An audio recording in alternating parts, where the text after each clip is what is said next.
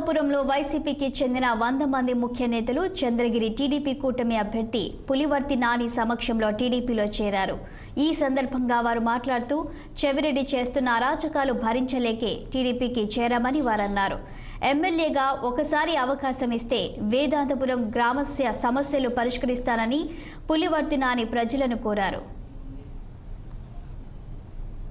భాస్కర్ రెడ్డి రాత్రి 11-12 గంటల మధ్యలో వచ్చి దౌర్జన్యంగా వేరే ఒక చోటు ఉంటే దౌర్జన్యంగా తీసుకొని వెహికల్ ఎక్కించుకొని పోవడం తెలుసు. దానికి సంబంధించిన ఫుటేజెస్, సీసీ ఫుటేజెస్ ఉండొచ్చు, వీడియోస్ ఉండొచ్చు, అన్నీ ఉన్నాయి మా దగ్గర.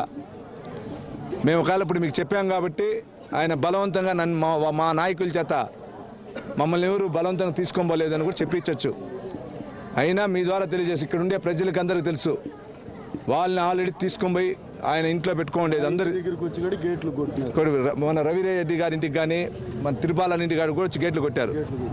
వీళ్ళు ఇంట్లో లేదని చెప్పారు. అంటే ఇదంతా ఎందుకు చెప్తున్నా అంటే చెవిరెడ్డి భాస్కర్ రెడ్డి ఓడిపోతా ఉన్న భయంతో చేస్తున్నటువంటి ఇది.